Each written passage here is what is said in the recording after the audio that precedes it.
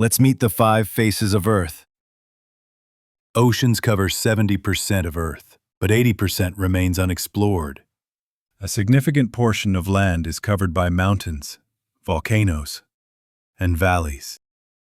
Forests give us air, shelter millions of species. Some trees are over 5,000 years old. Deserts cover a third of Earth's land. Sahara is the largest sand desert on Earth.